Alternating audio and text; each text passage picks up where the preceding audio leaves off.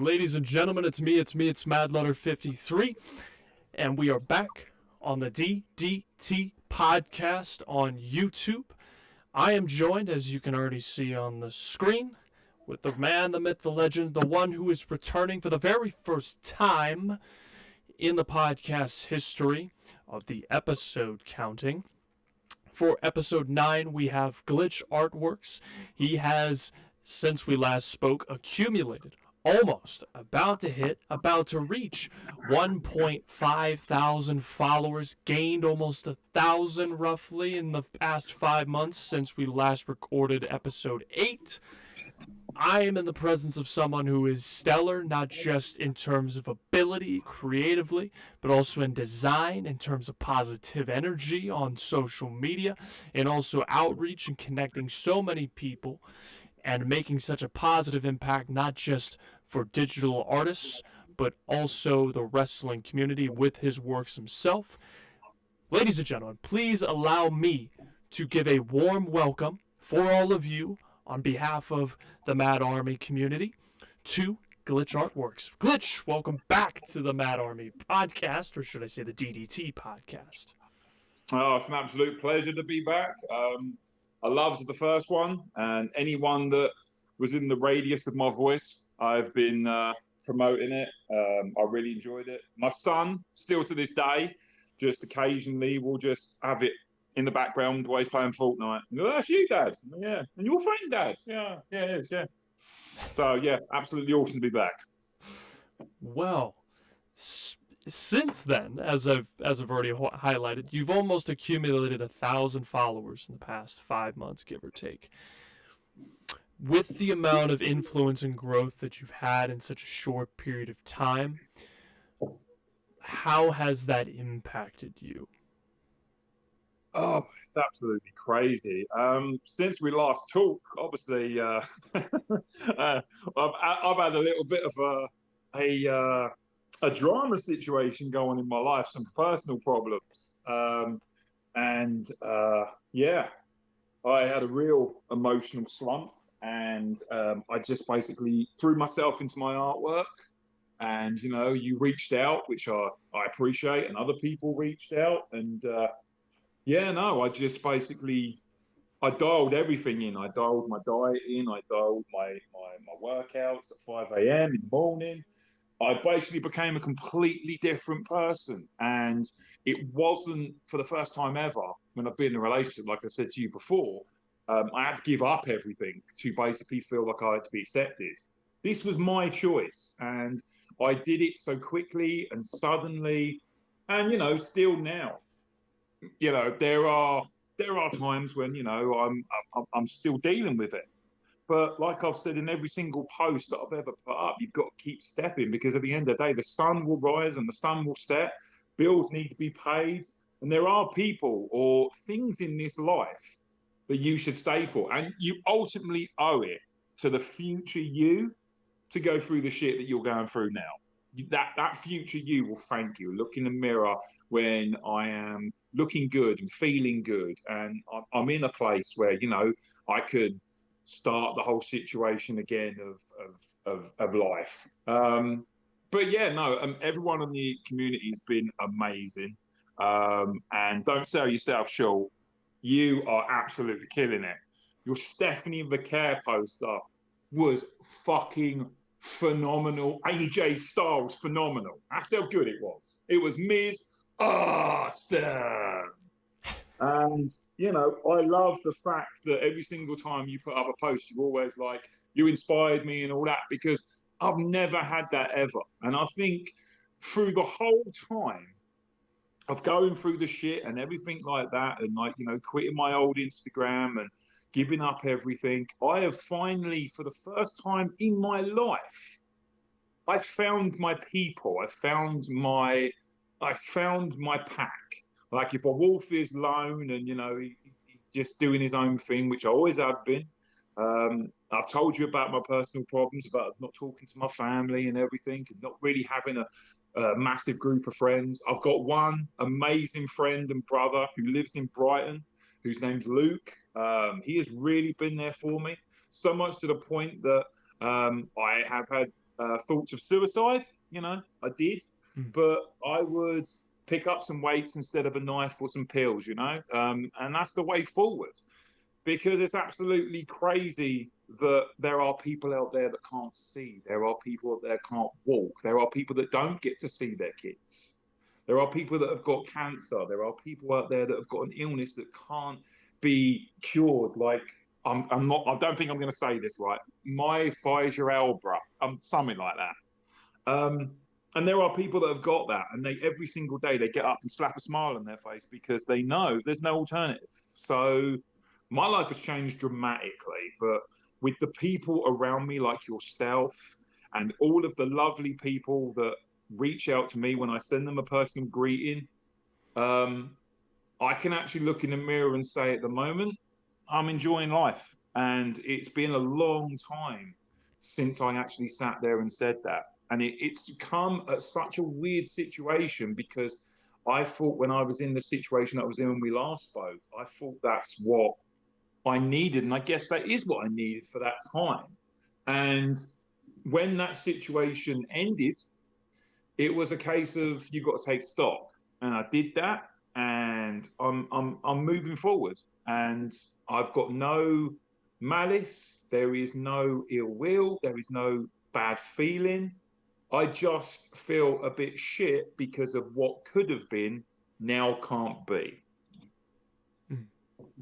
Well, first and foremost, I am very happy to hear that you said that you're enjoying life. I know I pulled a little bit of inspirational quotes for you last time, and I have one for you again. Um, Well, let's go. Let's go. Go on. I wrote this up, just trying to brainstorm. So, one of our greatest weaknesses in each of our own individual selves is our ability to give up. The most certain way to succeed is always to try just one more time and to push forward, because the only thing that can be certain is if you do nothing. But if you do something, then you can potentially change. Man, I like that. I went a bit quiet for a bit. that hit me. That did. I took in every bit of word. Yeah, no, I totally agree with that. I know it's a weird one, but every single time I have a shit day or anything, I always go back to, and I don't know if you've seen it, Haunted Mansion, where she says, you try, you fail, you try, you fail, but the true failure is when you stop trying. And I'm like, came from a Disney film, and it was a throwaway comment, but there was so much in it, and I was like, that's so true. Like, I don't know what I can be capable of if I don't try. And, you know, yeah. And like I said, I love the fact that for the first time ever in my life, that's family included. That's like high school. That's me as a kid, me as becoming a dad, everything. I finally found somewhere I belong, my people. Obviously, I belong with my kids. I love my kids. My kids are my absolute world in my life. But I've never had a place where I go every single day and I can talk to someone, or I hit up with a comment or some artwork or something like that. Like, the greatest thing for me is when someone like, no, I wasn't really looking forward to, Money in the Bank or WrestleMania, but your posters like really got me excited for it. That's what I like to do with the weekly posts for Raw and SmackDown. Raw was a bit of a weird one for me this week. I put up that Karrion Kross poster. It went absolutely amazing, crazy. It did. And I was really conflicted about making a poster for the Money in the Bank match. I was like, I don't want to make it because I love all those people in there. CM Punk, AJ Styles, and of course, Gable, aka Andrade. But yeah, it was a case of, I'm not going to make that out of principle. I'm going to stay true to Cross because I believe that he should have been in that match. And then I put up the Stephanie Vercaer one because I didn't want to just make a Money in the Bank poster. I knew that Stephanie Vercaer was going to go through, and I was excited about seeing it because personally, to me, I think she's got it all. The only thing she hasn't obviously got is mic skills, but that's not her fault. She's from another country. She will get there with that. She doesn't really need to do much. She looks absolutely amazingly, gorgeously, stunningly sexy. And she's a fantastic wrestler. So as long as she's got those two things, she doesn't really need to do the mic skills, but she will get there with it. I think well, first of all, I'll circle back around to it, because there was a lot to unpack there. Number one, just because it was one of the most fresh things that you said, the Karrion Kross post, for anybody that isn't aware or isn't tracking, was reposted by Karrion Kross upon your request, which, of course, number one, first and foremost, thank you, Karrion Kross, for supporting Glitch. I think it's one of the most awesome things to see any collaboration from the two of you.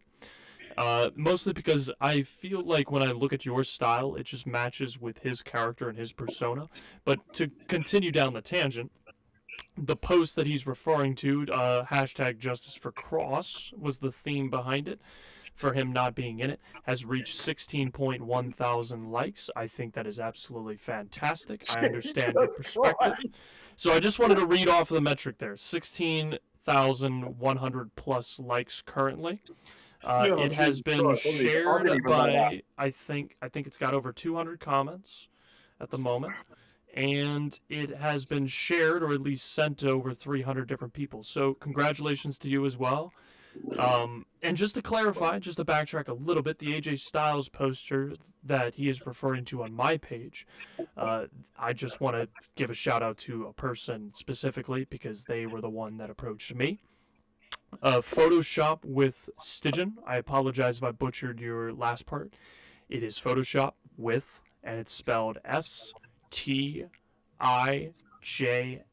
He is the one who approached me about trying to do a collaboration. He put the Styles poster together and pretty much just gave it to me and said, you put together the rest. So I put like the final couple filters and layers on there and one or two little Easter egg details. And then he posted it. So thank you for the opportunity, Photo, for doing that. I really appreciate it. He's a good guy. He's one of the other people that reached out to me on a personal level as well. So, yeah, I really want to appreciate and say that about him. And I love the artwork. It was amazing. You definitely both should be working together and come up with something else. It was awesome.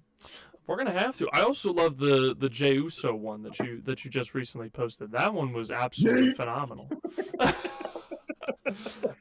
So, like, the crazy thing is I have... Gosh, just to go down a tangent. I've got so many people that request posters. Like, I had a buddy of mine who requested a Chad Gable and Americano poster. Those two wrestlers are obviously very talented individuals.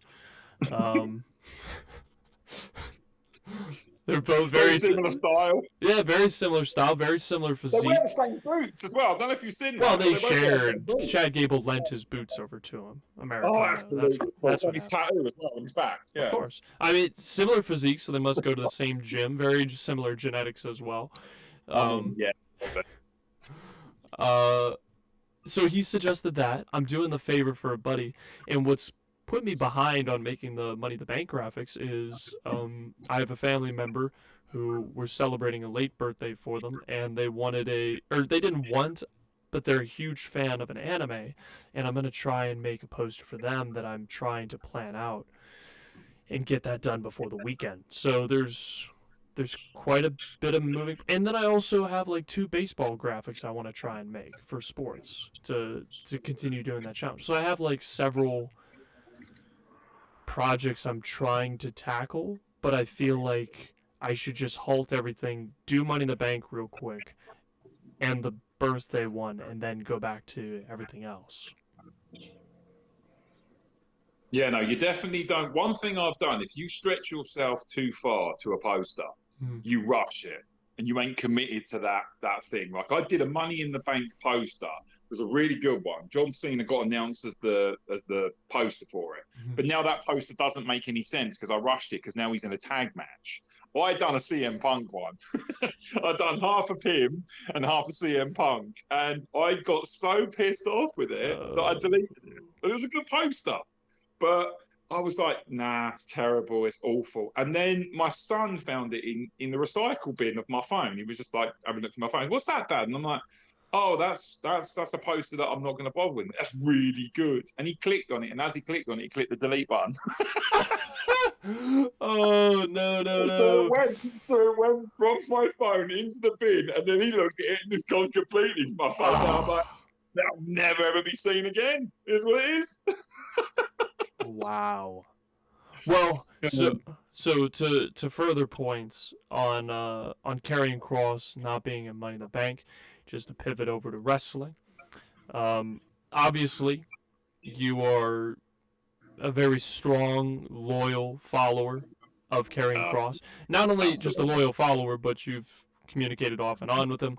Have a pretty solid relationship, in him doing things to help you that sometimes you haven't even asked or mentioned for. He just does it, which I Yep. think is super awesome.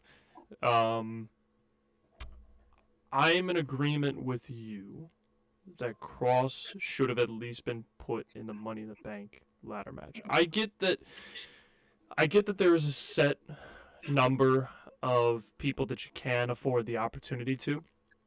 But my hope is that by them not putting him on, they're going to give him something else, which seems to be Sami Zayn. Yeah, so why are we not getting that? I'm not being horrible or nothing, but there's only 5 matches on the card, right? 4. Just I 4 believe, matches. I Yeah, believe 4 matches. 4. You're right. It's usually 5. You're right. Yes, 4. And like, fucking put him on the pre-show. You know what I mean? Have a pre-show. Sami Zayn, and I guarantee you, no one's gonna be like, oh, why is Kevin Owens? What? Not Kevin Owens. Why is Look, sorry, I'm looking at a picture of Kevin Owens here. Why is Karrion Kross on the pre-show? No one's gonna give a shit because he's on main event. He's on main event at the moment, and let's be honest, who watches main event at the moment? No one tunes in and watches main event. As soon as I found out Cross was on there, I've been going back and watching it. And it's more entertaining than some of the stuff that they're putting out on the show. And do you want to know why? Because it's just his entrance. It's just the whole aura of him. I mean, it's ridiculous how much talent that guy's got. And I saw something today, and I almost cried because Karrion Kross said not too long ago about the pipe bomb thing that everyone has now jumped on and said Karrion Kross is amazing because of that. That's the thing that started all this off about the whole thing. But I knew before how frustrated Karrion Kross was. You could tell how frustrated he was in his promos. And I love the fact that Karrion Kross doesn't have the WWE fund any of his promos. He funds them himself. He's with a talent agent, and he's gone and got his own equipment, his own cameras, and he's doing his own stuff. And I'm like, even if he gets fired from the WWE, he's still going to be Karrion Kross. But the thing I almost cried about is contracts up in summer.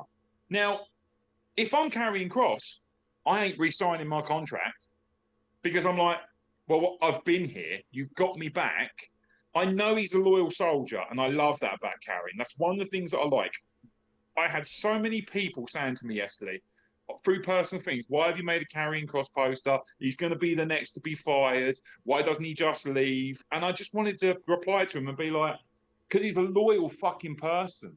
You do not walk out on someone. You do not walk out on a relationship. You do not walk out on a partnership. You do not walk out on a business transaction. If you stay loyal, that loyalty one day will be returned. You stay loyal.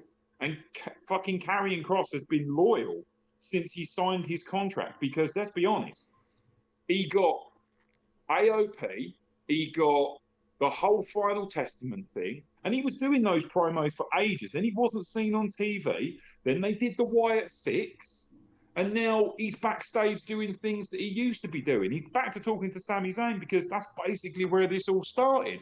Talking to the New Day. Every single person that he has had a face-to-face thing with is now prospering. So what I'm trying to say is, New Day, they were good, don't get me wrong, but they're better now. They've got tag gold now. That's Karrion Kross's influence. Sami Zayn became Intercontinental Champion. That's Karrion Kross's influence. So why, in the flying fuck, is he not being used? I don't understand it. He was talking backstage to the Judgment Day. He's been talking to New Day.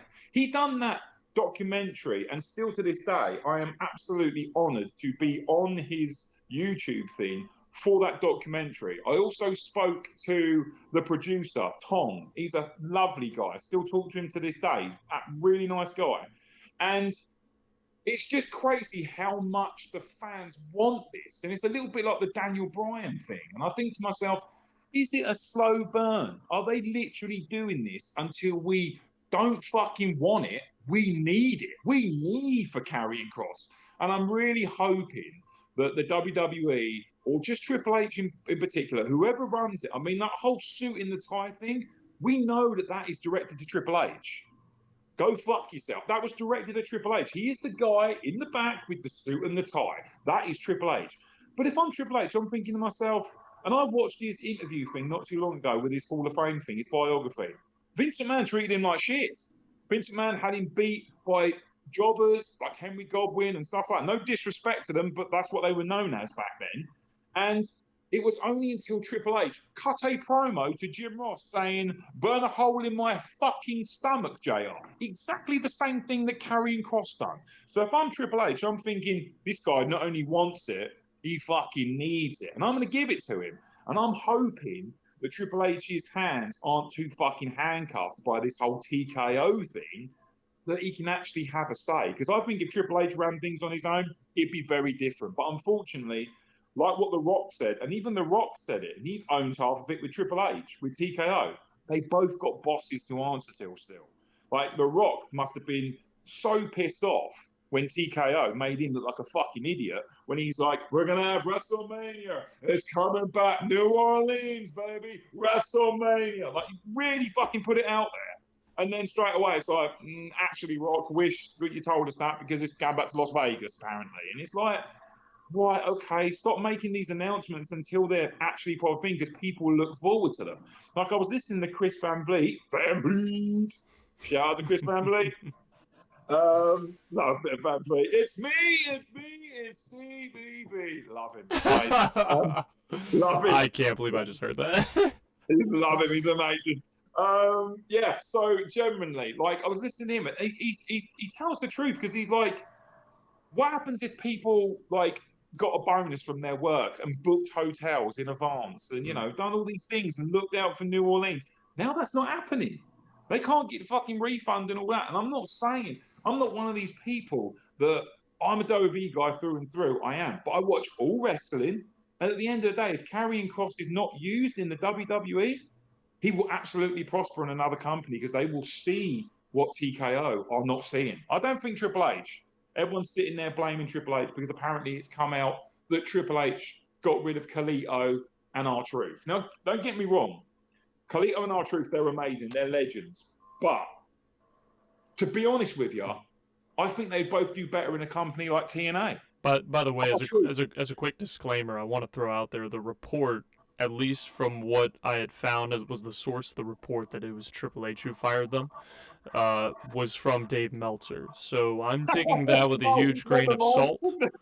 Yeah, take that with a huge grain of salt. I just want to put that out there where the source came from. Not that you're just making... I know that when you're reading it, obviously you're telling me a report that you read, but I did find that same source, and it did come from Dave Meltzer, the Wrestling Observer. So. Oh, okay. Well, maybe we can disparage that, because then, unless it's AEW, he doesn't give it props. The initial report I read was that it came from Nick Khan, who's more in charge of the financial side of things, Triple H, who's in charge of creative.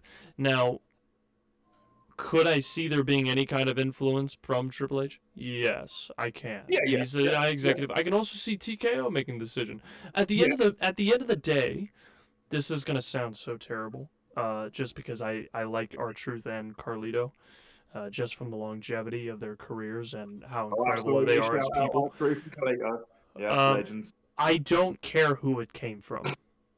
Mm-hmm. Like, I don't care at the end of the day who made the decision. It actually, in the grand scheme of things, doesn't matter to me. It'll matter probably more likely to wrestlers than it does to me, only because I'm not a wrestler. I'm not in the community. Or in that inner circle, but I do care about the fact that it did happen. That's what I care about. This whole speculation on who's to blame, who's to quote unquote blame for firing. Firings have happened, at least in WWE, very Yes. publicly for the past, I want to say, 20 years. We have seen cuts of Drew McIntyre. We've seen Jinder Mahal get cut. We've seen Rusev get cut. Wade Barrett. Fucking Bray Wyatt and Cody Cross. Rhodes requested his release. I could go on and on. There's even releases where, for example, they term it as a release. These reports term it as a release. They've released them of their contract. But in all actuality, it's just they're not renewing the contracts and they just expired. But people phrase it as released to make it seem like the company has let them go, which is true. They are. It's just different. Like, oh, we're just not renewing your contract. Yeah. Are there justifications for every firing? No. Is there every justification for releasing of contracts? No. But I feel like there needs to be a specification to fans, if for all these people that do report this stuff, don't just report that they've been released by the company. Actually do your job and write a report on whether or not it's a non-renewal, whether they've actually been released early from their scheduled time, or whether they've been terminated or prematurely. Either way, it doesn't matter, but I think that's important for people because details do matter. I don't really read the dirt sheets anyways, even though I said that I read that it was from Dave Meltzer. It's because people just send me stuff.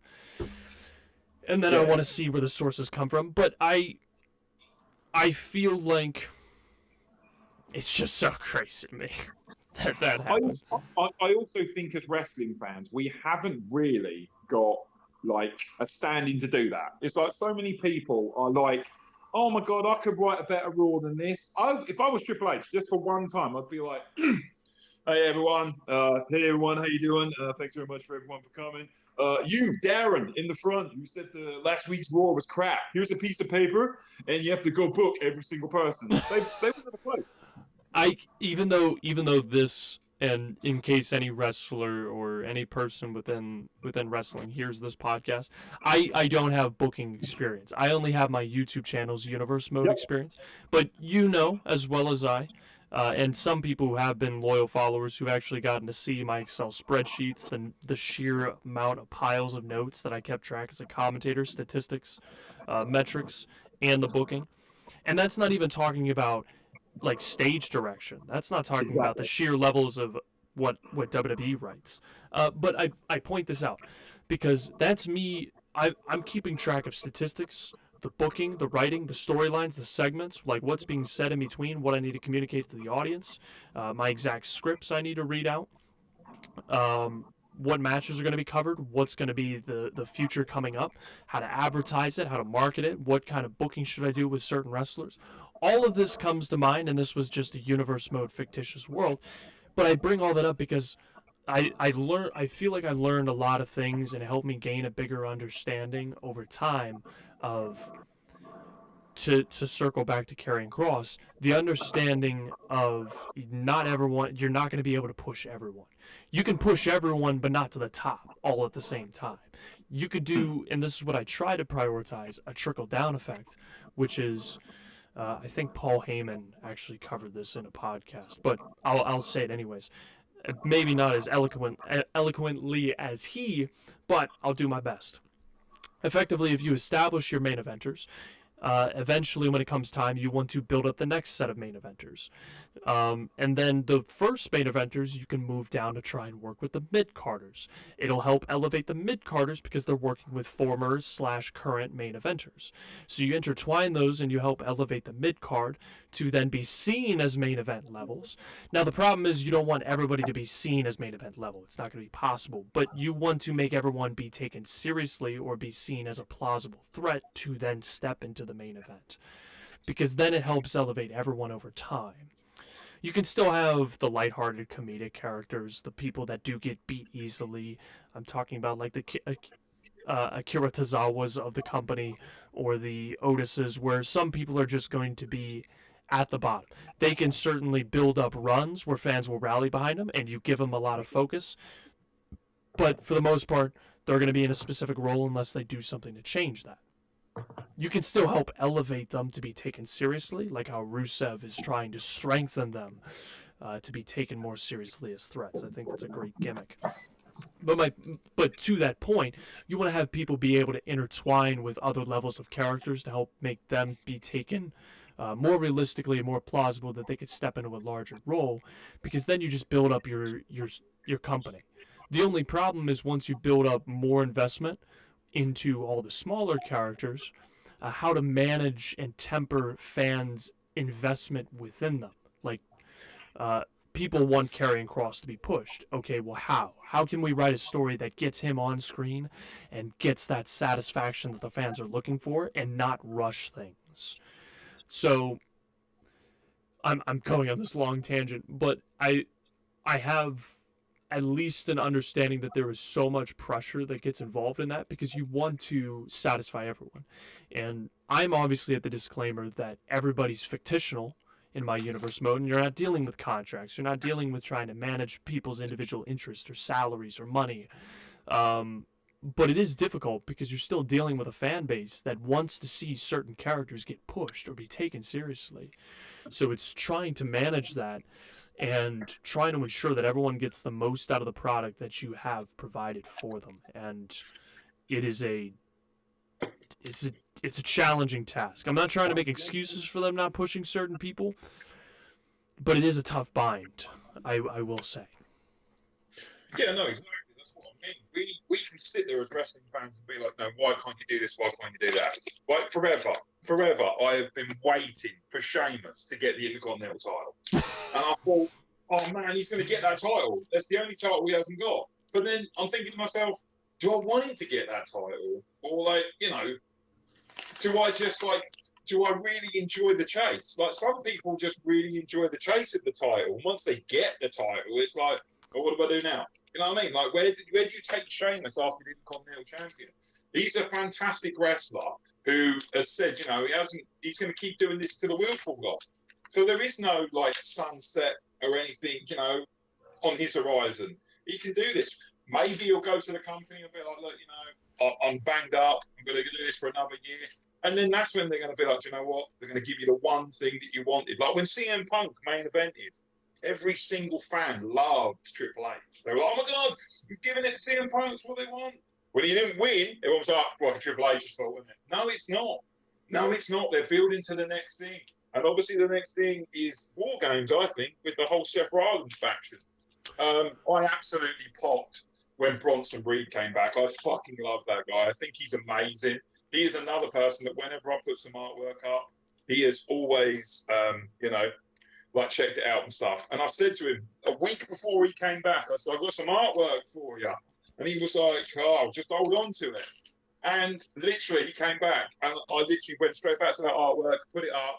And I think I incorporated the Saturday night main event thing, but I already had that artwork prepped and ready because I was so ready for him to come back. It's like when Rusev came back, everyone was like, "Oh, it's going to be Rusev Day." No, because that's going backwards. That's what Vince McMahon wants. Triple H wanted him to be, you know, the Bulgarian brute that he was fighting with John Cena with the tank at WrestleMania.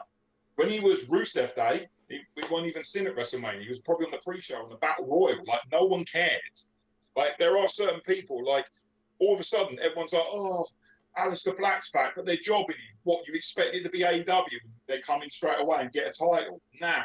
Tell you this is one thing that I'm really like, think of it. Whenever an ex-WWE person goes to AEW, within a month, they've become a champion. They've become a champion within a month. They really have. And I think now only AEW are starting to realise it because they're starting to push their own talent now. Because I was really shocked when Cowboy won. I was really shocked that they didn't give it to Ospreay. I thought to myself, they're definitely going to give it to Ospreay.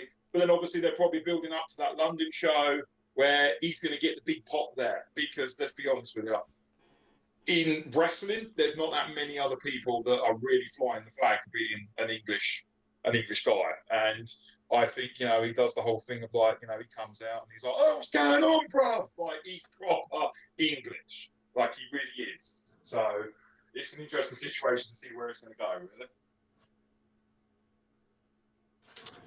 I agree with that. To some extent. I agree that AEW should really focus on bringing in its own stars or building up its own stars versus just signing people. Because they keep putting all their stars into factions as well. It's like John Moxley, he's probably one of the best wrestlers they got on the entire thing. Chris Jericho. You look at Adam Cole. He was like, I don't want to be in a faction straight away. Yeah, not only are we going to give you a faction, we're going to give you exactly the same faction that was more successful in NXT. Like, what?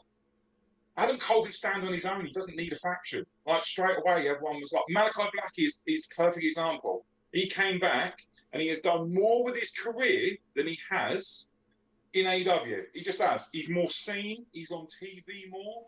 I mean, one person you want to talk about straight away, Ethan Page. I mean, that guy, he absolutely worked his arse off, and every single week he was in a tag match or whatever. He comes to NXT. He's been champion of their main NXT show, and then after that, we're not gonna job you out. We're gonna give you basically the Intercontinental title, the equivalent of NXT. That guy is absolutely killing it, and he should be. When he goes up to the main roster, he's going to be as big as someone like a Randy Orton because he is seriously putting out 5-star matches. I don't know.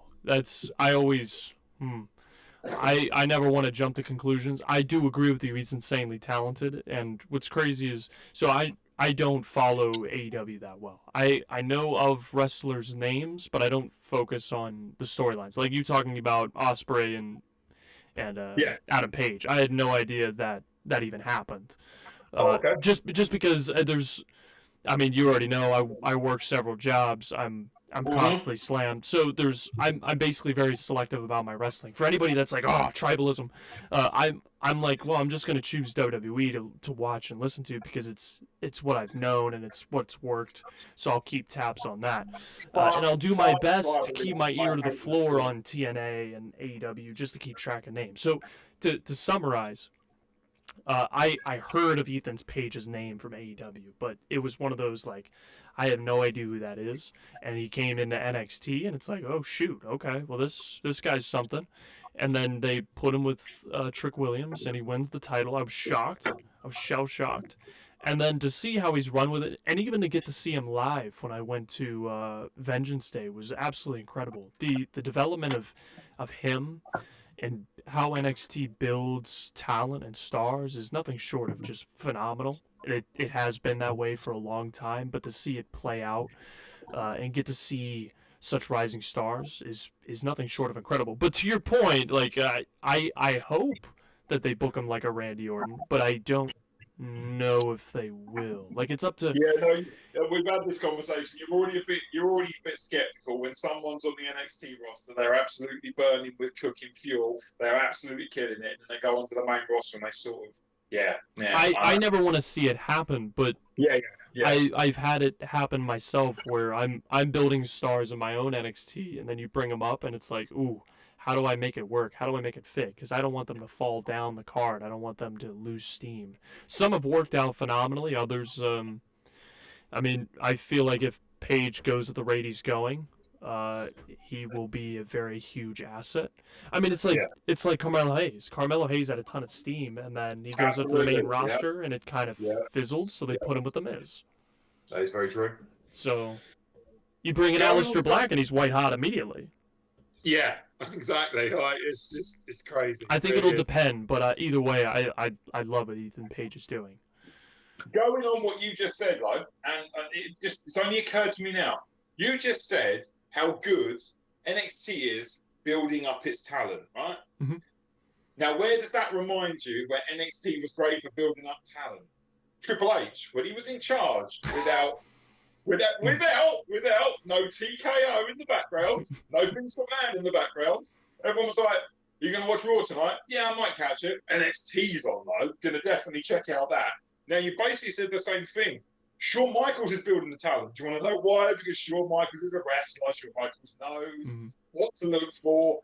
Just let's get rid of the TKO thing. Let's just have Shawn Michaels, The Rock, and Triple H run the business, and I guarantee you, every single person will leave every company because those three people are wrestling minds. And fuck it, let's be honest. Let's get Paul Heyman in there because if he had the funding, ECW would still be going today. Like it's crazy. Well, I think that's a tough what if. I think ECW was probably going to go out the way I reckon it would have been like eventually. NXT. I reckon Paul And Heyman turned NXT, like, I like to think ECW, kind of like the Attitude Era, kind of like the golden age of wrestling. They're all isolated in their own eras where it's like lightning in a bottle. Those things happened at the right time, at the right place, in the right era, oh and yeah, no, they absolutely. fizzled out at the right time. Like, Yeah, no, absolutely. That's not what I'm saying. What I'm saying is the pure simple facts. Like the other day, Eric Bischoff was talking about WCW. Right mm-hmm. now, it's crazy to think that WCW was around for a shorter time that AEW was around. I didn't know that. The other day, someone was Yes. like, "We're the longest running show on TNT," and I'm like, "What about WCW?" And then I checked the thing, and I'm like, "WCW closed its doors. That's crazy." Like you think about how much history the Monday Night Wars and all that. You know, it's absolutely crazy, the whole thing with the tribalism. Because the same people that tribalism are like, oh, do you know what? I hate the WWE. I'm not going to bother to watch it. Oh, hang on, wait a minute. Karrion Kross has joined AEW. He was always good. Always said he was good in WWE. Go fuck yourself, mate. Like, you didn't. That's why I'm not tribalism. I'm like, yeah, I know Karrion Kross, not from WWE. I know him from Lucha Underground. I know him as the White Rabbit. And I saw him, and I'm like, oh my God. Wow, that's a poll. Who is this captivating, amazing person? Like he's not even doing anything. Like he's just sitting in a chair made of twigs. But I'm like, I am absolutely enthralled the way that he can drop a promo. And you know the thing is, the crazy thing about it is when he talks in a promo, I'm like, yeah, he's like that wrestler. And then he'll say something like, well, I got a lot of my stuff from Jake Snake Roberts, and I'm like, he was one of the greatest promo men in the world. Like we all remember the promo of groveling for your money. Like so good. The Macho Man, like doing all of this stuff, cream of the crop, just come in with a little coffee thing and talk about, being like just it's absolutely crazy. It really is. Like the way that you look at certain people and you go to yourself, he studied the game. Like Bray Wyatt, Waylon Mercy. Who remembers Waylon Mercy? But as soon as he said it, I'm like, yeah, Waylon Mercy and Cape Fear. Those are the two people that he got the entire Bray Wyatt cult leader character. Like he was doing his thing with his hands and he was doing it all. Like he wore the Hawaiian shirts and the white trousers. You watch Cape Fear and you're like, that's Bray Wyatt. And then when I watched the documentary, he was like, hey man, I kind of got the thing from the Robert De Niro movie, man. Yeah, Cape Fear. I saw around and I met up with Triple H and we started talking. So that right there is why I'm a wrestling fan. I notice shit like that. And I absolutely love when someone when I go, oh, that's from that, and then they say it, and I'm like, yeah, no, I was right, 100%. We all knew like Scarface was was Razor Ramon, but he took it and made it his own. No one was like, he's ripping off Scarface. Scott Hall done such a great job of it. No one cared. But then I've said this before: the greatest wrestlers, and everyone said this, the greatest wrestlers to ever exist are the people that are themselves, like The Rock, John Cena, Stone Cold Steve Austin. They all got gimmicks. But once someone was like, you know what? You be you, see how we get on. Stone Cold Steve Austin, still to this day, is Steve Austin the character. He's still Stone Cold Steve Austin. John Cena is John Cena. Like, The Undertaker is The Undertaker. Like, they still protect their gimmick to this day, but they don't have to because it's them. It's their authentic self. That's what the best thing about it was. It's like Kurt Angle. If he came in and he was an Olympic gold medalist and they were like, actually, what you're going to do is you're going to be a vampire. Be like, what the fuck? That doesn't work. Gave Steve Austin the ringmaster. No one gave a shit. Why? Everyone could see the talent in him. Everyone could be like, oh my God, he's amazing. He's so good. He can put with Ted DiBiase. He's really good.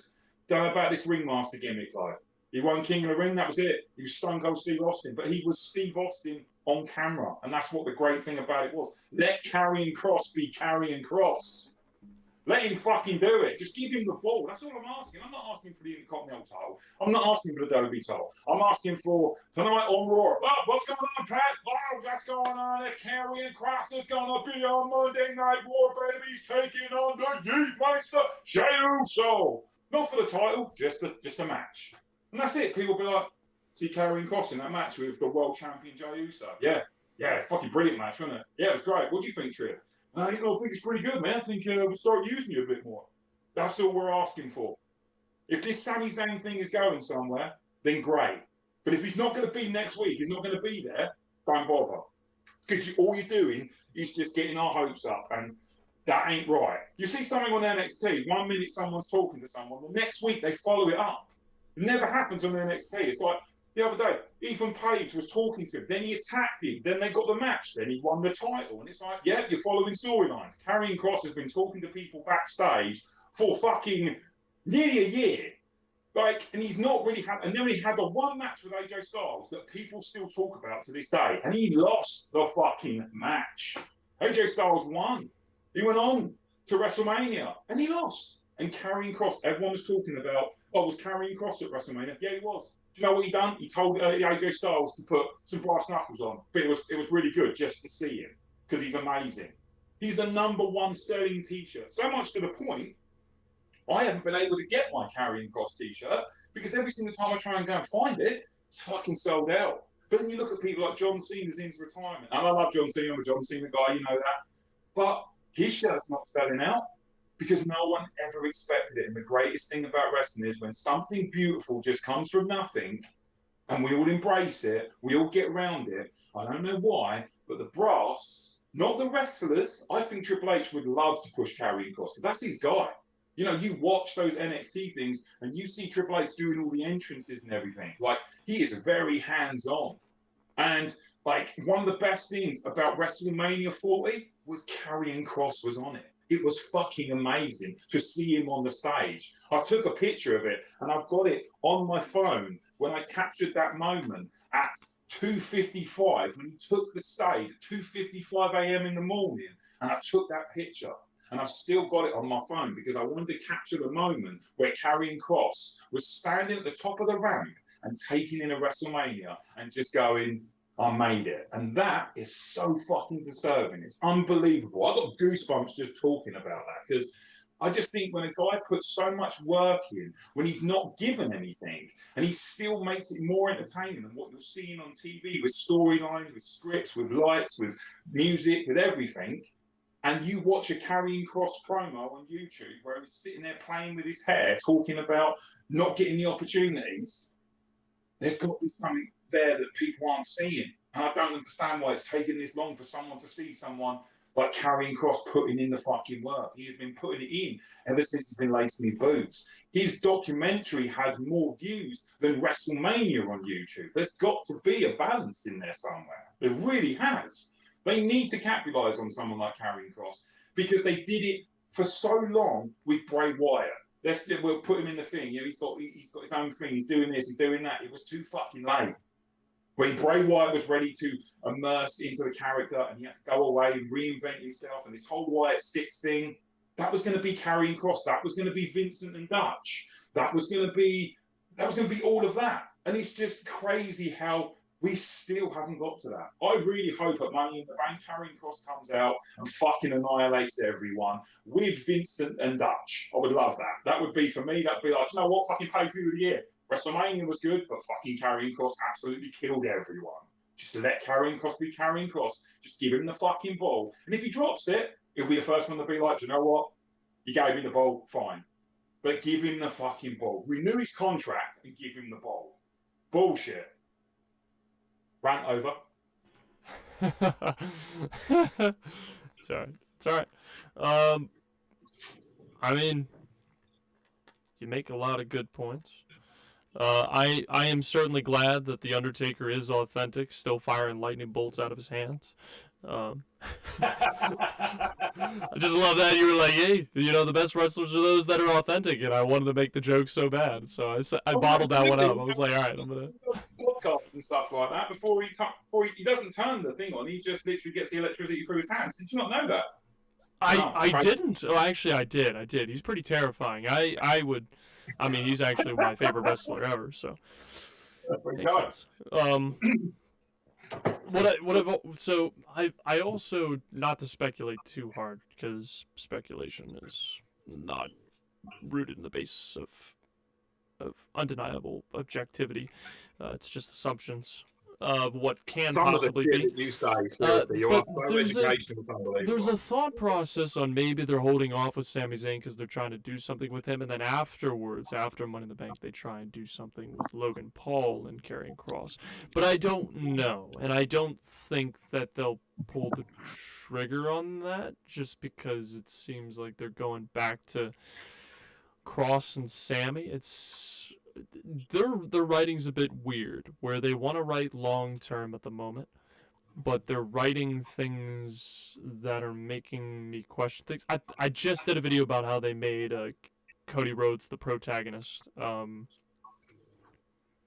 just look ridiculous over the past two years, roughly, in certain moments, like with The Rock leading up to 40, and then leading up with John Cena and The Rock this year. And now we do it again. Like, I can't believe I made that video, and then WWE quite literally has Cody Rhodes come back. Cena has X amount of dates left to appear before he goes away, right?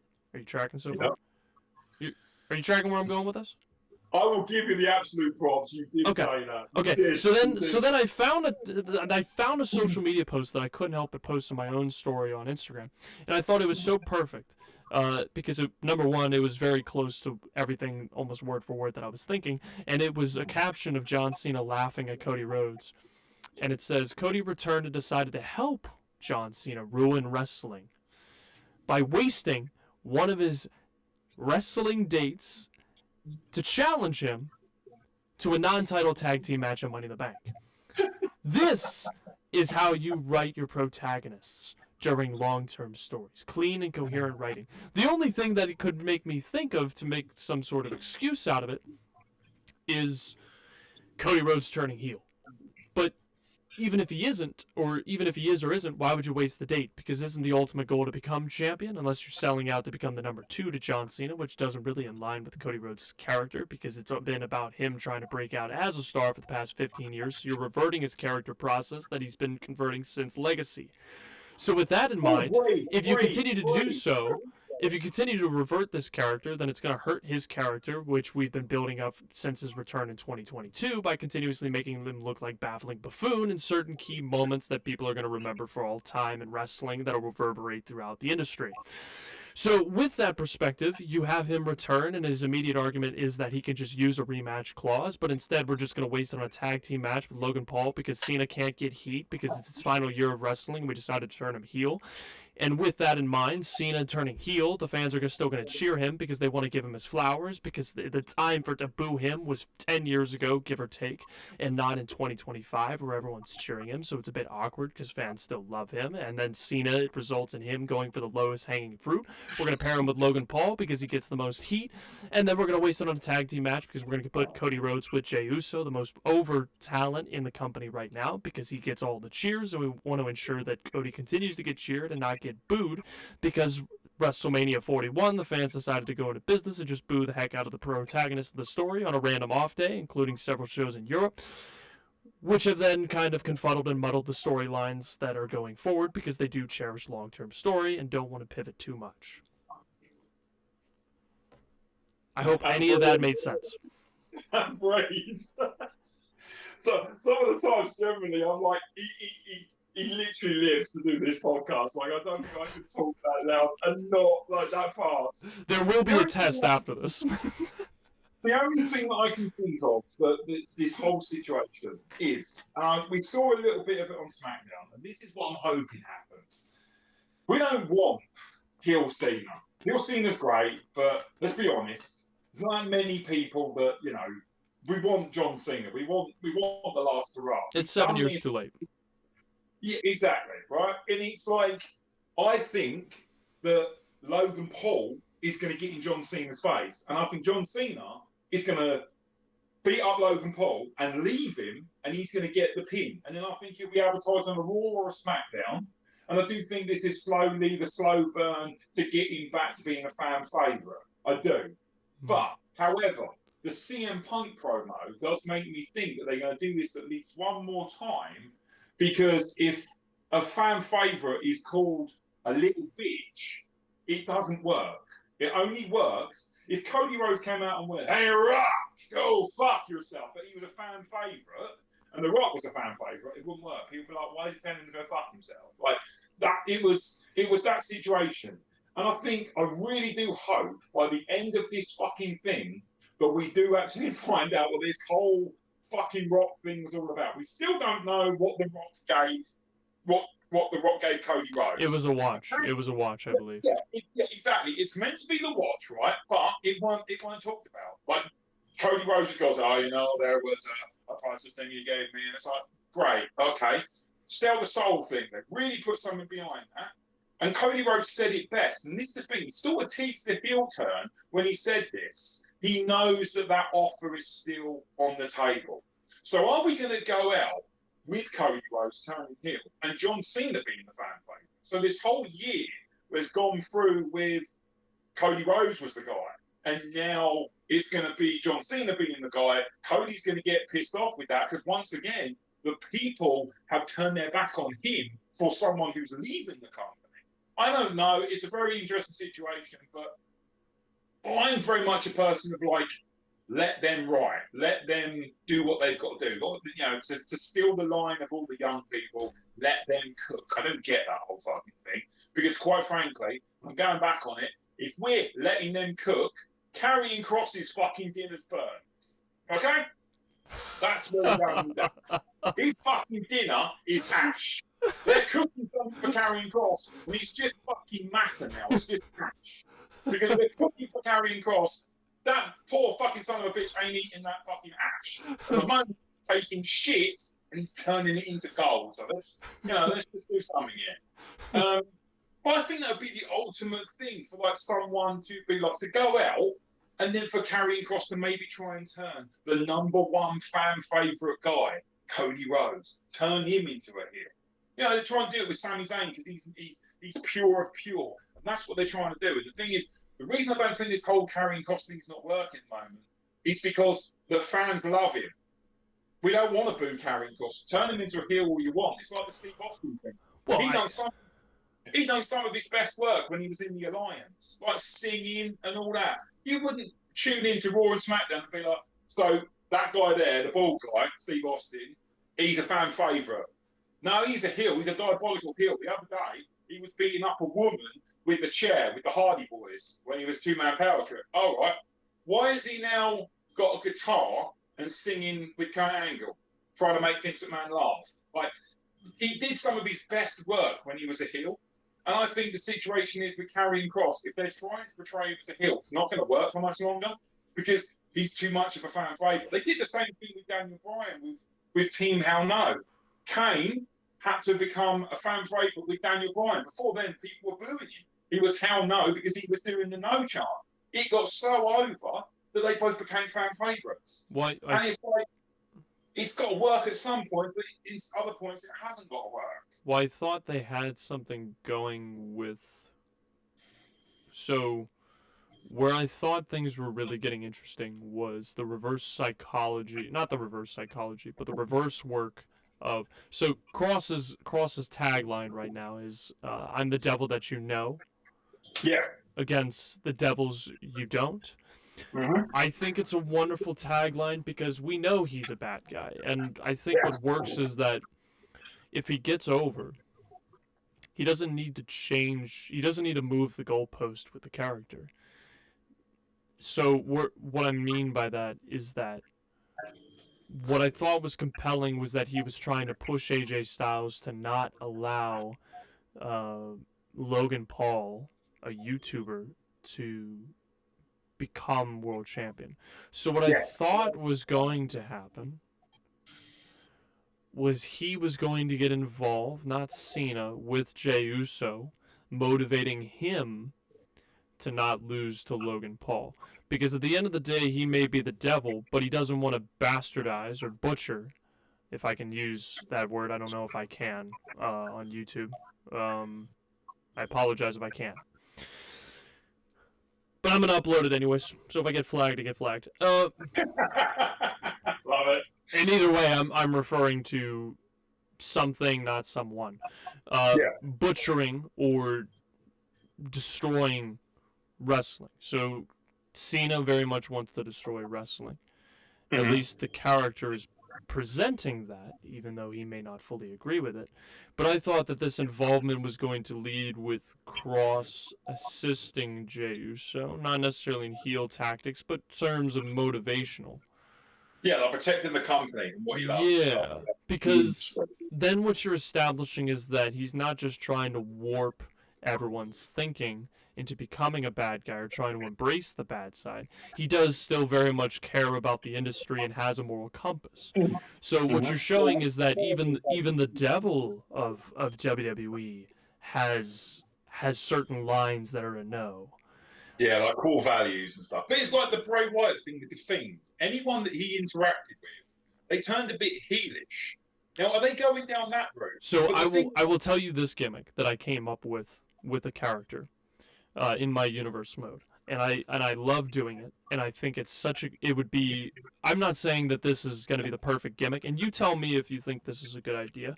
And Cross, if if he does listen to this and it gives him an idea, or maybe he thinks that this is a dumb idea, he can tell me as such. if he ever replies to me, either way, I'll get to the point. I had a gimmick called the Margrave that I wrote in universe mode in NXT. And the Margrave is a set of two characters. So he had a manager, and then he has his own persona. He has a lot of face paint. He wears a mask, very black and white color palette for his attire. And the entire gimmick is that he's this entity that instills fear and tries to strengthen the roster. So I have him on NXT, and his goal is basically all of you who are joining NXT are entitled and think that you have a secured spot, a safe punch ticket to the main roster, but you aren't ready yet.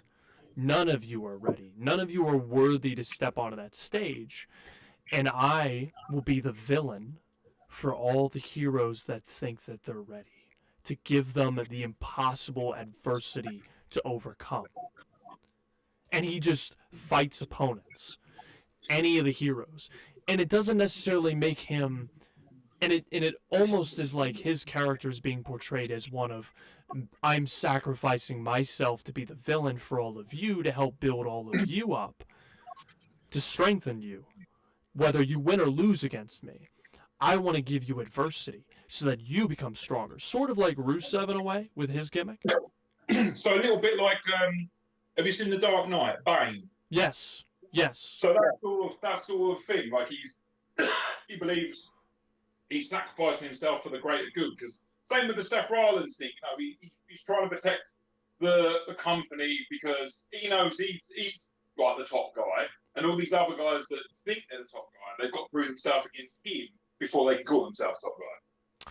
Yeah, to some extent. I mean, so with Cross's gimmick, I mean, Rusev's kind of doing it with the lower mid card, which is why I thought that was super cool that they did that idea. Something similar. With Cross's, you can manipulate it to where he sees that there's all these dark outliers in all these people, but you could kind of spin it potentially and say that maybe he's not saying. Maybe he's just telling the wrestlers like Sammy that there is darkness in you, but what he's really doing is testing.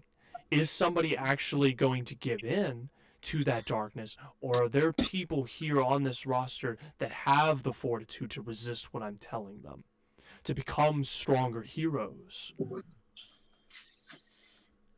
So it's almost more of a it's a slightly morphed character in the sense that he's not completely villainous.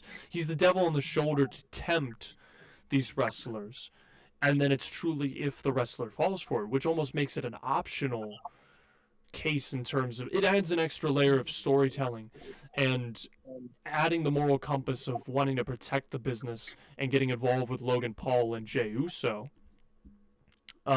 And I thought that him testing Jey Uso would have been perfect under that type of character, because then you're portraying it as he doesn't necessarily see potentially that Jey Uso has a dark side, but seeing if Jey Uso would resist becoming what his cousin was. Because then I feel like you're adding, like, everyone's Jay's spent the past couple years obviously distancing himself from the bloodline, but they most recently teamed up again, and now you have Rollins almost impersonating the gimmick. You could have Karrion Kross do a segment with Jey Uso where he asks him the question, so how long is it going to take you to become Seth Rollins? Or like your cousin. I'm not saying verbatim it has to be asked that way, but I almost like that idea a little bit more because then it gives Kross more layers as a story and as a character.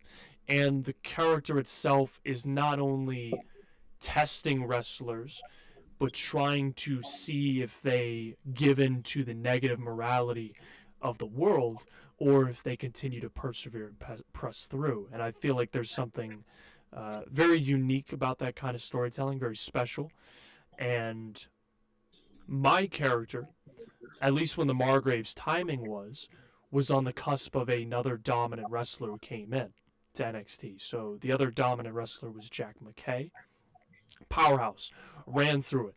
Ran through everyone. Basically, he was a hitman bounty hunter. You pay him the highest bidder and he'll take him out. And his idea was trying to strengthen his opponents by being this unstoppable force that's been undefeated, kind of like Goldberg, a little bit, but with way more layers than just storm right in, destroy, and leave. Like an over-Femi. Yeah, a bit more like that. That's a better example. But then the Margrave comes in following him and basically says that Jack McKay had it wrong. It's not about just domination and beating everyone down and taking the top. It's about trying to beat them down and teach them a lesson that when you depart NXT, you're going to a higher stage. You're going to another level. And to assume that you'll just ride to the top is wrong. And you will face adversity far greater than I will ever do. So let me be your crucible and put you through hell. So I'm not saying that has to be Karrion Kross's gimmick, because that's more of Rusev's thing at this point.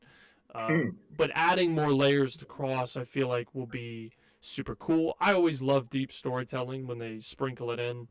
So I don't know what your thoughts are, if that's something that appeals to you or if you think. I mean, I love the fact that you put that in the ether before you put that like in the ether and everything. But someone has already attached themselves to that, like the Rusev thing. Like you listen to his promos, and they are very much like that. It's like you have to sort of consider it an honor to be beaten down by him, because when you are beaten down by him and you are at your lowest, that only then is when you are going to know your full potential of being your strongest, because it's basically like an honor to get beaten down by him, and it's like you can't rise above that until I beat you down to this extent.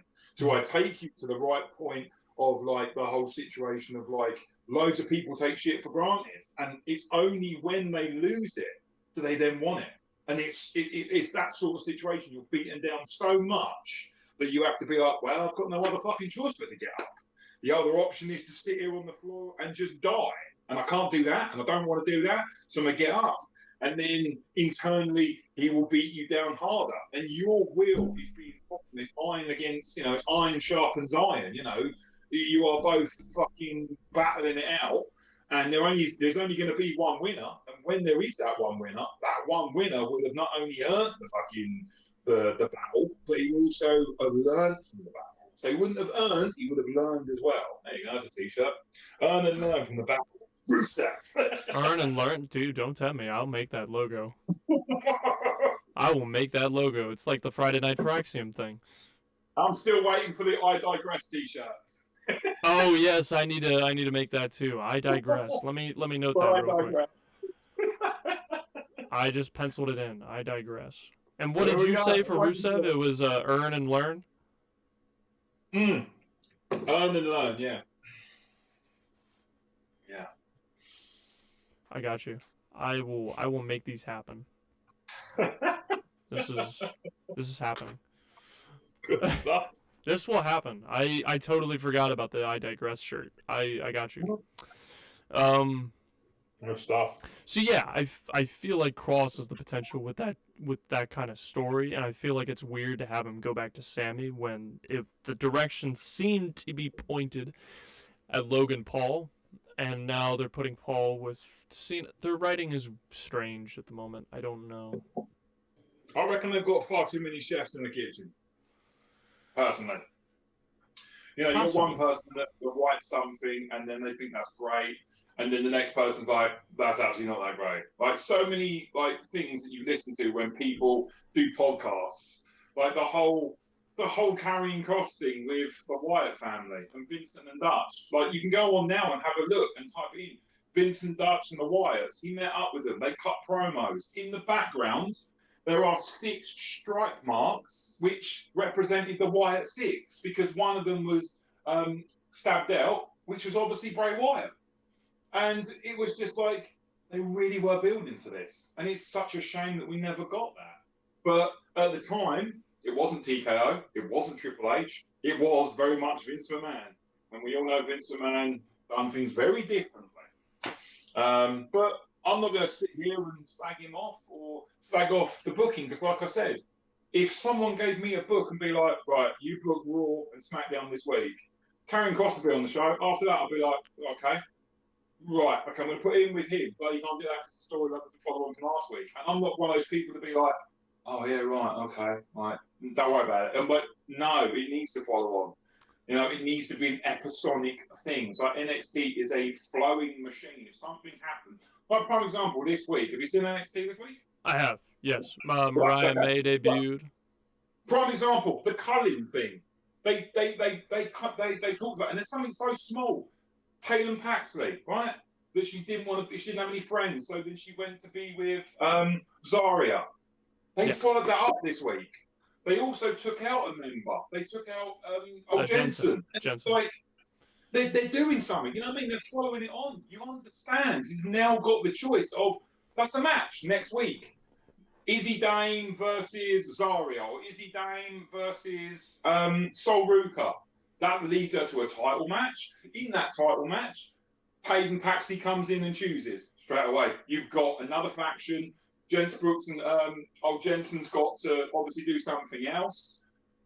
But then you've got a running storyline. They do follow up with it. With this Sami Zayn thing, I really hope next week, like Sami Zayn's in a match and Karrion Kross turns up and pulls his leg or something. Then I'll be like, you know what? They're now putting him on TV. He's now outside in the arena. I'm okay with a slow burn. What I'm not okay with is we use someone one week and then the next week it doesn't go anywhere. And You want flow. You want flow, yeah. which I agree with. I think I said this in my last DDT podcast special, where I was ranting about the booking of Cody Rhodes, where the special thing about wrestling, and you don't see this as much in media and shows and movies. You kind of see it in some movies now. So I'll give an example. Marvel. And where I'm going with this is kind of the beauty of most stories that you ever see in media is that what you see on the big screen is what you get. You have a conflict, you build up to the crescendo, and the crescendo happens, and then you get the conclusion. It's tied up in a bow. Big Trouble in Little China, Star Trek, Star Wars. Rarely do you Lord of the Rings. So you build up to this crescendo, and then that's it. Yes. That is the story tied up in a knot. I mean, it's the same thing with 95% of the books that you ever read. They're building up to one great conflict, and that's it. The wonderful thing on the certain exceptions, like Marvel, for example, you get to see the follow through swing. In wrestling, you get to see the follow through swing. In sports, you get to see the follow up swing. Is that there's always what's going to happen next? What's going to happen next? So, for example, you get to see the champions be crowned. You get to see the people win the heavyweight championship. These people get released. These people come and go. These new characters get involved. But you also get the opportunity to see, after they achieve everything that they're driving for, what's next? And that's what I think is beautiful, partially a very special thing about wrestling, is that people reach these accolades and they reach these tops, and then what's next? And I think what's next is just as important as the moment that occurs, because then it can continue building a compounding sense of reward for fans and interest and investment. So, for example, you have John Cena kick Cody Rhodes in the nuts. Everyone's holding their breath in anticipation, and you make it the fans wait 2 to 3 weeks to hear John Cena even speak. That was trending all over social media, and you make them wait about 2 to 3 weeks. Yeah. I had so many people talking to me in those first 3 days, that first week, and there's no follow-up. There was almost no interest after that. In terms of people outside of wrestling. And in terms of the rumblings. People moved on. They didn't care as much. They stopped talking. How to carry momentum is that you have a good follow-through swing. I get patience, but to your point, inconsistent booking can negate that or can water it down or minimize it and can kind of create this unsettling, inconsistent feeling when you're trying to have a viewing experience. And I feel like as of late, they've had trouble doing strong follow-throughs with a lot of good segments and a lot of good stories. Which is a shame because I feel like their roster is bloated with raw talent, both on the microphone and in the in-ring ability. So, what can I do? They don't want to hire me. They've rejected me 5 times for the writer position. But you know what? I've applied 5 times. They've said no every time. So. Oh, okay. Well, maybe they got your podcast. You know, maybe if I apply a 6th time, they'll say yes. There you go. So just keep going. They don't. What I have on my resume doesn't exactly align with what they're looking for, and saying YouTube Universe Mode, I doubt will help. Like, hey, I'm writing a book in my spare time. Oh, well, I mean... If Xavier Woods run it, he would be, yeah, absolutely. He loves his games. He would be all for that. Does love his games. Oh, my gosh. So if Kofi Kingston and Xavier Woods ever get hold of the WWE, apply, I guarantee you'll get through. Maybe. I mean, I've always... I don't know, you grow up kind of realizing that you don't have the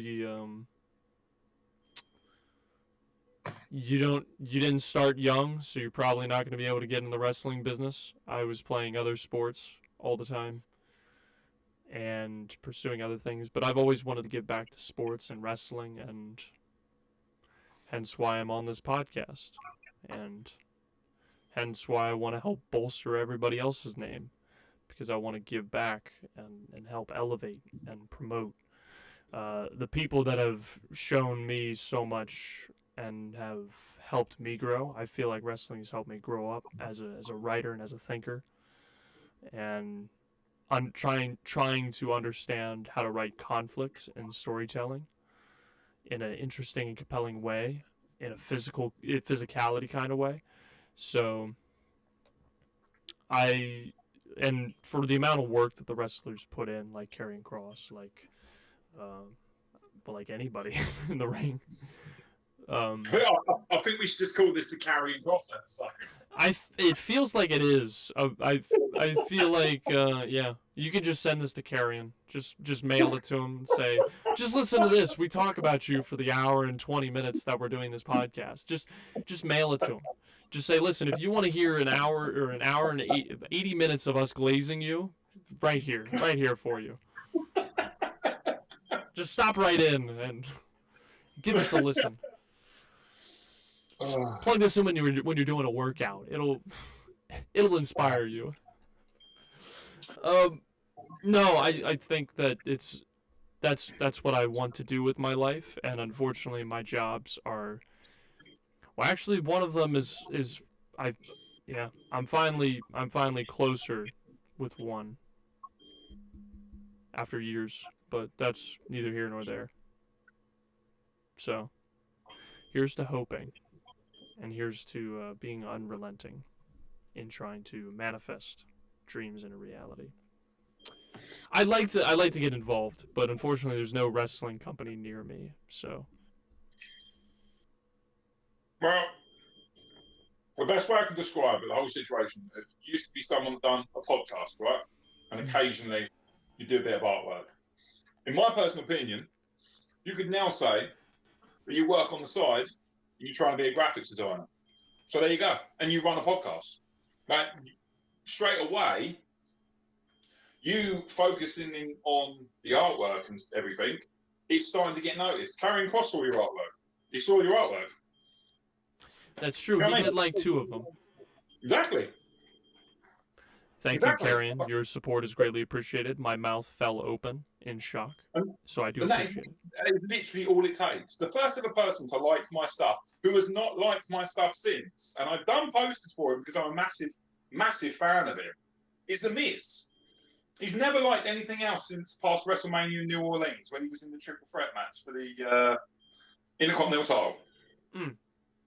He's not liked anything since, and I have put so much Miz stuff out there, and I have tagged pretty much every single Miz fan page and everything that he follows.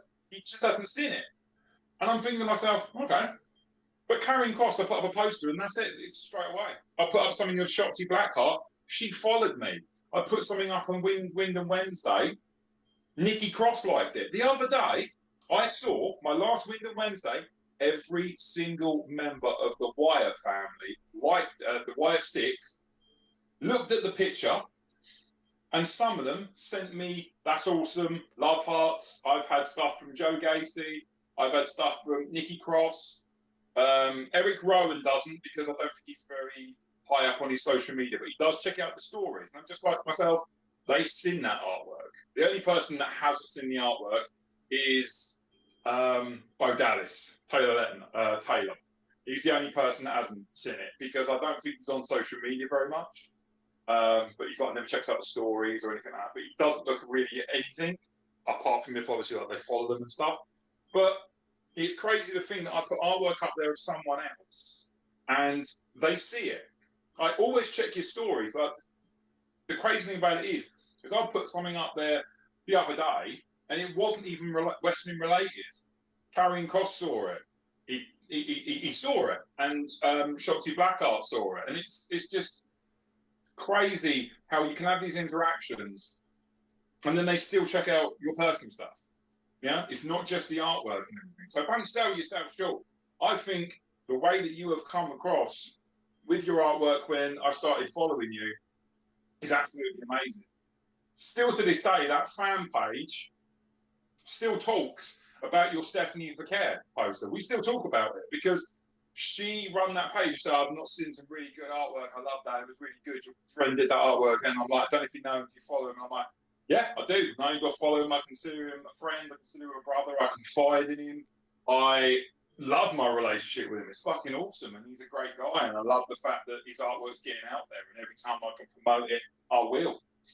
Same with you. Wrestling has given me so much that if I can work with someone as big as Karrion Kross, to a designer like yourself, to an independent wrestler, doing some artwork for them, or being on another podcast, or being on your podcast, anything to help wrestling in any way, I will do it, because it has given me a lifestyle that I have lived ever since I saw The Undertaker arrive in my life.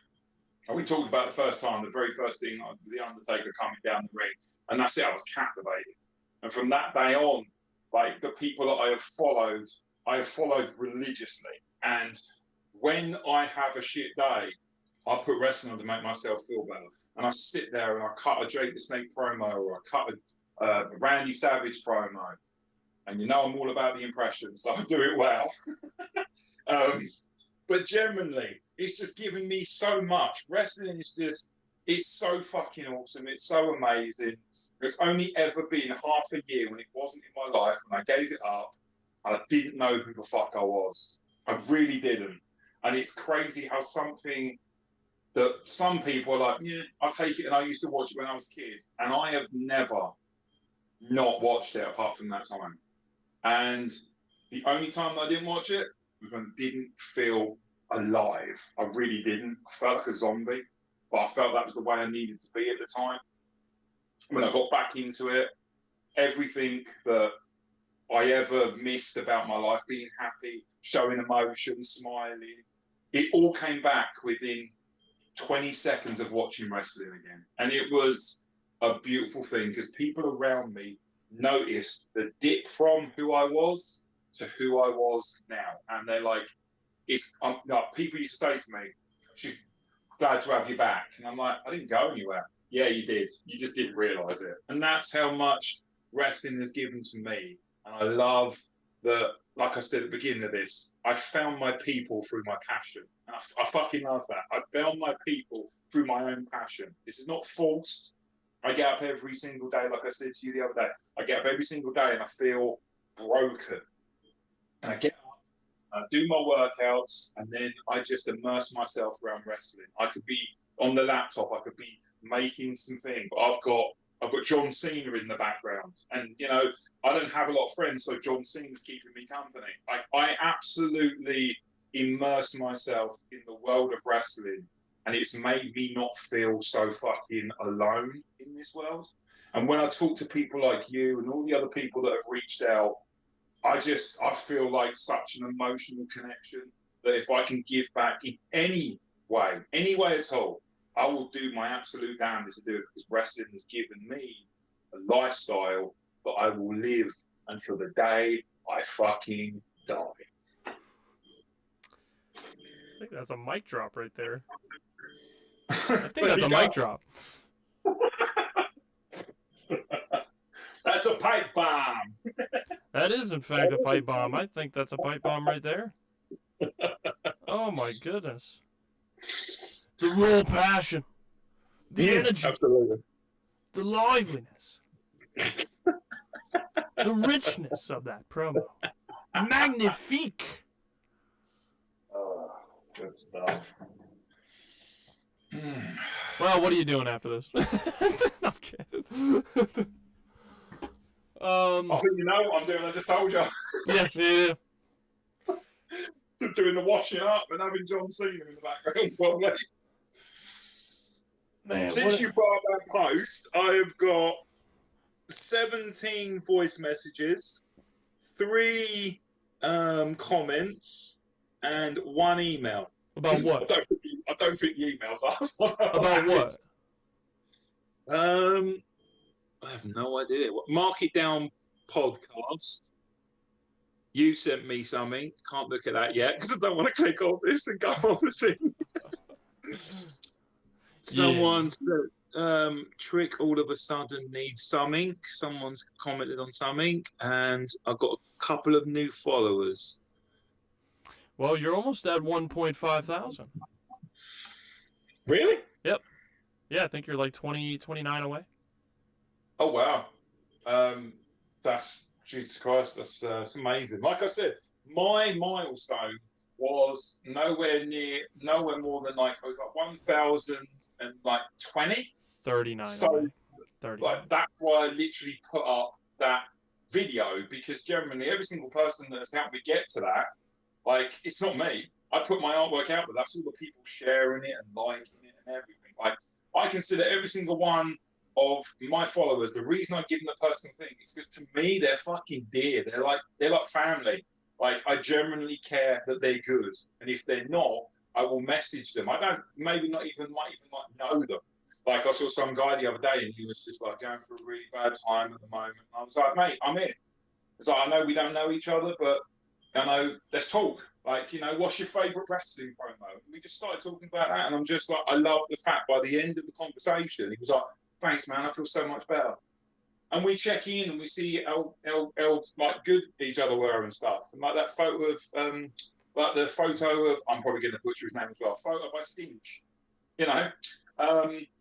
It's just crazy. Like we collaborated on that Eminem thing, and he was like, oh man, just really want to collaborate on something. And I think he started doing a Juice WRLD thing. And I said to him, he was like, I really want some help with the Marshall Monday thing. Like, you do that. What do you think I do? I said, what? So who's your favourite artist? He was like, do you want to do something with Juice WRLD? And I said, well, come up with something on a set day and, I don't know, call it Juice-a-Mania Monday or something like that. Just something that flows off the thing. Marshall Monday for me was because I suffer from depression. And I don't know why, but on Monday, it really hits me. I hate Monday. So I started doing the Eminem poster because my sister, not my actual sister, she's like a sister, she was like, you get really depressed on a Monday. Come up with something that's gonna do it. And I was like, okay, I'll come up with something, Martial Monday, and I did it, and it's taken off. Like people look forward to it. People like, if I've got to the afternoon and I'm like, I haven't put anything up, they're like, oh man, like 4 people are like, where's the Martial Monday post? And I'm like, you actually invest that much time that you see Monday as Martial Monday? That's pretty fucking awesome. That's great. And then afterwards, like, I'm like, oh, you put anything up for Raw? And I'm like, these people are not only like liking the posts, they're waiting for them. Like me, for like, oh man, Karen Cross-City's got an announcement today. Better check that out. You know what I mean? Like it's crazy. I'll tell you what is going to be good. I don't know if you've heard the rumours about Karrion Kross. He's doing his podcast. I'm looking forward to that. Yeah, he wants to give me competition. He's sick and tired of, me making 2 episodes now of you glazing him, and he's just like, got to make my own podcast. It'd be great if he gave us props. It's more likely that he'll praise you. No, don't sell yourself short. I told you, send your artwork. You know me. I will always sell myself short. Yeah, you will. Yeah, you will. You're self-deprecating son of a bitch. You are. You really are. Well, no, I think that's just good humility. What's that? I think that's just staying humble. All right. I never expect anybody to give me props. Yeah, no, absolutely not, and that's why I always give you props, because you don't, and that's why the same reason why when anyone ever likes my stuff, I don't go, oh yeah, man, it's really amazing, it's great, isn't it? I spend like 2 hours on it, it's brilliant, thanks a lot. I'm like, thank you very much, it's greatly appreciated, and really, thank you very much. Like, I totally get the humility thing, I do, but I think in the same situation, you don't see the humility when you give me props. I don't see it when I give you props, because you're like, no, you're not allowed to be humility. You are really good at that. It's a really good edit. Take the fucking praise. It's not a dick. It's a compliment. Don't take it so hard. You know what I mean? Listen. The difference is, now I'm lost for words, which is rare for me. Why? What got you? I don't know. I'm trying to craft up a sophisticated and intricate method of a rebuttal for you. Here we go. The difference is the level of talent is just astronomically high for you. I feel like I am very. There's so much more for me to learn and do, and to grow as an artist. I feel like I'm nowhere near as good as I can be at this point. And I see somebody like you, like RB Creative, Photo, and Edits Owens. I think it's Edits Owens Edits still? No, I think he changed it. No, he changed it because I've done the logo for it. Right. And there's a few others that are slipping my mind, but there's so many wonderful and hard-working creators. Din Customs. I had to think about it for a minute. Oh yeah. Lots of wonderful people that show just how incredibly talented they are, and I sit there and I'm like, man, I'm miles behind. Black Mass Designs as well, who posts with Lucha Libre Customs, I think is their name, that posts with the Wrestling Classic all the time. Yep. All those people do such an awesome job. Cuppy wallpapers. Oh my god. Oh, I love Cuppy wallpapers. Literally, when I got a follow from them and a personal message, I had to pinch myself. I've been following them like before I even started doing artwork. They were just a page, because there was Cuppy wallpapers, and there was also another place called Unchained, and they both released wrestling posters, and they were like the thing. And I literally, when I got a personal message from them, a big long message, I was proper taken back. So I'm like, this is a thing that I followed like when I was a fucking kid, and it's crazy to think that they like my artwork. Like it's flipped up and down on his fucking head. It's crazy. But one day I am going to release some artwork. I'm just getting around to it. It'll be a flashback Thursday. Maybe I'll do it this week, actually. I will delve in to my first ever 5 edits. It's in a thing where it's like early stages, and I put all my stuff in there. I will send them out. And I think it might make you and everybody else that's feeling like, oh, you know, I'm never going to be that good or whatever. You literally will look at them and be like, and you can, and give me your honest opinion, because even I look at them and think, dog shit. That's dog shit. That is so crap. But then I look back at my last edit and I go, but I put the work in to do that. And I think if you just stay consistent, you will get there, because you're picking up on stuff that I see other people still not picking up on it.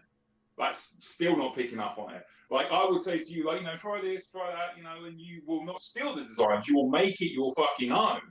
And that is very hard to do, than to take someone's advice and then just basically, you know, copy and paste. You don't do that.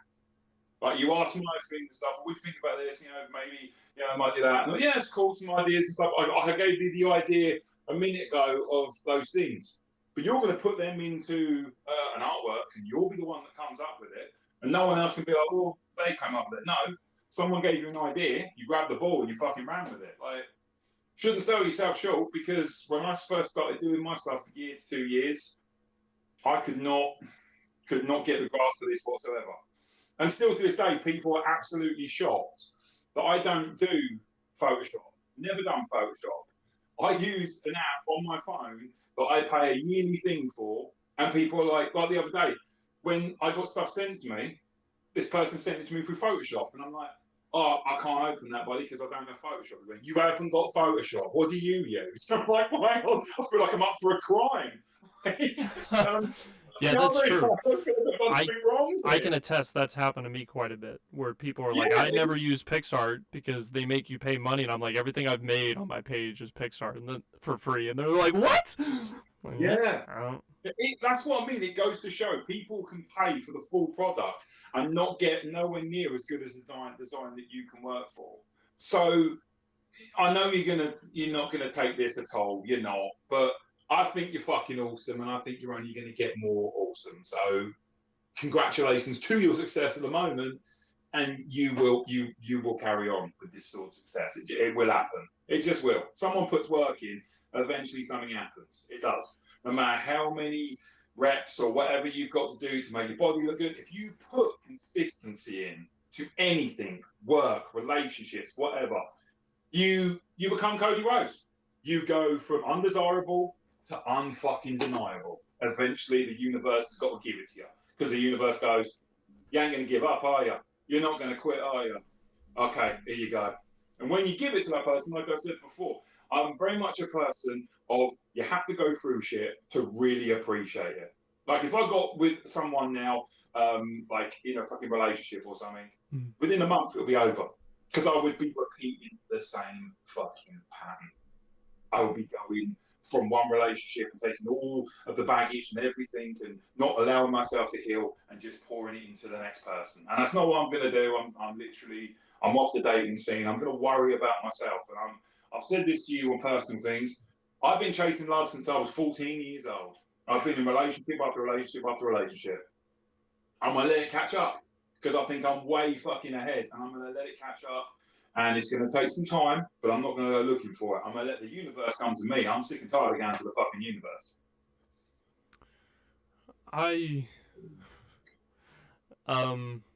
Life, in my philosophy, life is what you make of it. Absolutely. Yeah. Life will be made whether you choose to make your own or not. Mm-hmm. Mm-hmm. So it's really the actions that you take and the choices that you make that will not only define who you are, but who you will become. And there you go. Life doesn't assign you happiness. Life doesn't assign you a good hand. You will deal with the hands that you are dealt in the time that you live. And it is up to you on how you interact with the world and how you pick yourself back up when adversity hits you. That will define you. And whether people find happiness in their life or not, whether they find people that will spend the rest of their life with them in marriage, or in relationships or friendships, it's not a given. And Nope. we'll all experience betrayal in some degree. We'll all experience heartbreak in some degree. Friendships being made, destroyed, ups and downs, highs and lows. The trials and tribulations of jobs, money, occupation, paying taxes on time, dealing with debt, and just trying to carve out our own spot in the world. Absolutely, life will shape you. But whatever life will shape you. But to circle back to the original, the beginning is what's only certain is if you remain in the same spot. And I would tell you that us doing this podcast, even though we are sitting in the same spots as we were when we started, the amount of data that we just chugged into an audio piece for an hour and 40 minutes could impact somebody. It could influence somebody to do something more. So, and I hope it does motivate people, or they walk away from these podcasts with something they can learn, or something that they may have a perspective of that they may not have had before.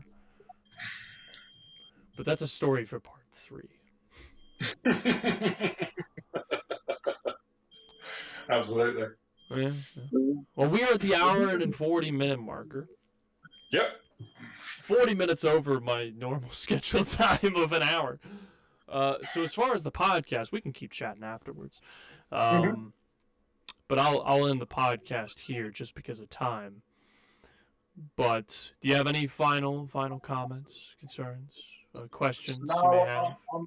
I'm very much like when we first did this. You know, we had the back and forth rapport. We had a bit of an open. More of an open stage this time. We didn't have no questions prepared. We were just two people discussing whatever came to our minds, and I love that. I think that's the best thing that you can do when you, like I said, be your authentic self. Is, you know, next time you talk to someone, they go, "Oh, he doesn't talk like that. He doesn't do that." Like I don't get that. I don't understand these people that go on chat shows or whatever, and they're not the same people they are around everyone. Like, I love the fact that with your podcast, we're literally just two fans shooting the shit. That's literally all we're doing, and I absolutely love it. Well, I'm certainly grateful for not only your kind words today and any day, but also you taking the time to do the podcast. Especially a second part, being the first person to appear twice on the podcast. I feel like you just need to keep setting the record and do it a third time. And with the impending Karrion Kross releasing his own podcast, I guess you could say that you helped motivate him. Just to make you pop and laugh. I ain't gonna go that far. Okay. So one thing I think that man doesn't need is more motivation. That guy is a fucking engine of motivation. He's a Mack truck attached to a fucking runaway train. Like, he has got so much speed on those wheels. I don't think there's anything really to edit out of this podcast, so it may be one of those things where I just upload it later in the week for anybody wondering. This was timestamp recorded on the June 4th. And this will probably be posted by the end of the week. Probably I might release it around Money in the Bank time frame in terms of days. So maybe Friday, Saturday, or Sunday, give or take, is my thinking. So yeah, we'll get it out there. And for anybody that did tune into all of it, I greatly appreciate you taking a listen too. Feel free to put down in the comments below if there's anything that you agreed with. Is there anything that you want to talk about? Is there anything that you want to discuss? Feel free as well to follow this man, Glitch Artworkz, on Instagram. He's a phenomenal artist, a phenomenal designer, craftsman, if you will, of phenomenal, stellar imagery that cannot be held at all in comparison to anybody else for how incredible it all is. In his own unique style, he's just sitting there absolutely baffled, confuddled, and miffed by the fact that I am putting together so many words together in such a short period of time, and I don't even know if all of these definitions are exactly prim, proper, and accurate, I don't know if miffed is exactly the word I'd use, but I'm going to roll with it for now until I look it up in the dictionary and give myself a forehead slap of stupidity. But, ladies and gentlemen, I want to thank you all for tuning into the DDT Podcast, episode 9 special, with Glitch Artworkz returning. And also, as a matter of fact, smash the like button if you want me to bring this man back. I would love to have him back either way, but feel free to hit it anyways. Don't headbutt it. We don't need any of that. We don't need concussion protocol. WWE already has one for people that get concussed. I hope you all enjoyed the video. Leave a like and subscribe to the channel, of course, if you choose. But most importantly, and as always, Mad Army, suit up, and I will see you all next time on the channel.